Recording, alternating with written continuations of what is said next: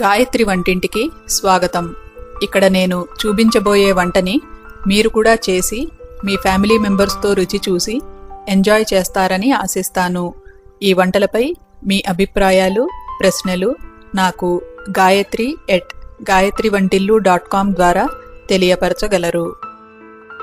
గాయత్రి వంటింట్లో ఈరోజు పూరీ సాథీ బంగాళదుంప కూర తయారు చేయడం నేర్చుకుందాం. పూరీ సాథీ ఏమిటి అని అనుకుంటున్నారా? అంటే పూరీలతో తినే బంగాళదుంప కూర అని అర్థం.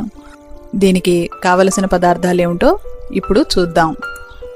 బంగాళదుంపలు 350 గ్రాములు, పచ్చిమిరపకాయలు 7, అల్లం చిన్న ముక్క, ఉల్లిపాయ 1 40 గ్రాములు, జీలకర్ర 1/2 టీ స్పూను, కరివేపాకు కొద్దిగా, మినప్పప్పు 1 టీ స్పూను, ఆవాలు 1/2 టీ స్పూను, జీలకర్ర 1/2 టీ స్పూను, పసుపు 1/4 టీ స్పూను, ఉప్పు రుచికి తగినంత, నీళ్లు 1/8 కప్పు, గోధుమ పిండి 1 టీ స్పూను, నీళ్లు 1.5 కప్పులు, నూనె 5 టీ స్పూన్లు.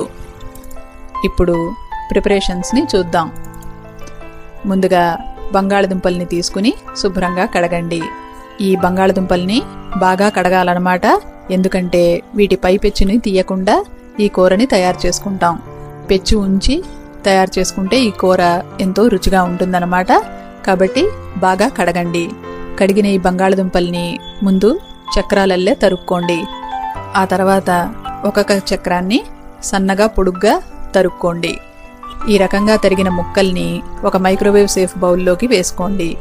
ఇప్పుడు ఈ ముక్కలకి 30 మిల్లీలీటర్ల నీళ్లు పోసి ఆ బౌల్ని తీసుకెళ్లి మైక్రోవేవ్ ఓవెన్లో పెట్టుకోండి. ఇప్పుడు ఆ బౌల్ మీద మూత ఏటవాలుగా పెట్టుకుని మైక్రోవేవ్ హై చేయండి 5 నిమిషాల పాటు. ఆ తర్వాత 2 నిమిషాలు స్టాండింగ్ టైం ఇచ్చి చూస్తే ముక్క ఉడికి ఉంటుందన్నమాట. అల్లం తీసుకుని శుభ్రంగా కడగండి. అలాగే పచ్చిమిరపకాయలను కూడా శుభ్రంగా కడిగి పెద్ద పెద్ద ముక్కలుగా కట్ చేసుకుని పెట్టుకోండి. అలాగే ఉల్లిపాయను కూడా తీసుకుని దాని పైపెచ్చు తీసేసి పెద్ద పెద్ద ముక్కలుగా చేసుకోండి. ఇప్పుడు ఒక మిక్సీ జార్ తీసుకుని దాంట్లో ఉల్లిపాయ ముక్కలు, పచ్చిమిరపకాయ ముక్కలు, అల్లం, అలాగే 1/2 టీ స్పూను జీలకర్ర ఇవన్నీ వేసి గ్రైండ్ చేసుకోండి.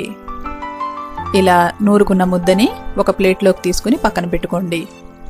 ఇప్పుడు ఈ కూర తయారు చేసే విధానాన్ని చూద్దాం. ముందుగా స్టవ్ మీద మూకుడు పెట్టి వెచ్చబెట్టండి. దాంట్లో నూనె వేసి కాయండి. నూనె కాగిన తర్వాత మినప్పప్పు వేసుకోండి. ఈ మినప్పప్పుని లైట్గా రంగు మారేదాకా కలుపుకుంటూ వేయించుకోండి. ఆ తర్వాత దీంట్లో ఆవాలు, జీలకర్ర ఇవి 2 కూడా వేసి వేయించండి. ఆ తర్వాత దీంట్లో కరివేపాకు వేసి కలపండి. ఇప్పుడు దీంట్లో పసుపు వేసి కలపండి. ఆ తర్వాత నూరి పెట్టుకున్న ఉల్లిపాయ మిశ్రమాన్ని వేసి కలుపుకుంటూ ఫ్రై చేసుకోండి. ఈ ఉల్లిపాయ మిశ్రమంలోంచి తడంతా పోయేదాకా ఫ్రై చేసుకోవాలన్నమాట. అలా ఫ్రై చేసుకున్న తర్వాత దీంట్లో ఉడికించి పెట్టుకున్న బంగాళదుంప ముక్కల్ని వేసి బాగా కలపండి. ఆ తర్వాత దీంట్లో ఉప్పు వేసుకోండి. ఇప్పుడు ఈ కూరకి సుమారు 1 లేదా 1.5 కప్పుల నీళ్లు పోసి బాగా కలపండి.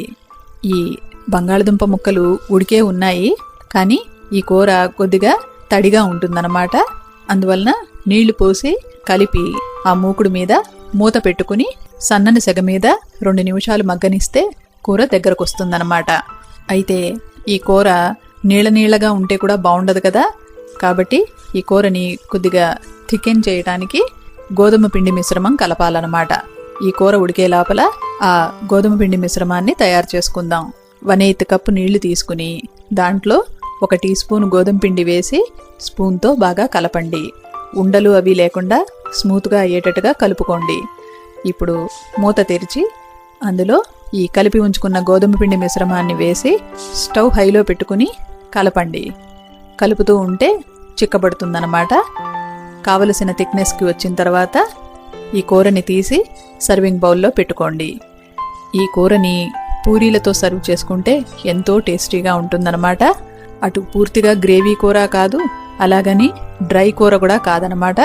తడితడిగా ఉండే ఈ కూర పూరీలతోనే కాకుండా పరాఠాలు, రోటీలు, నాన్ వేటితోనైనా తినచ్చు.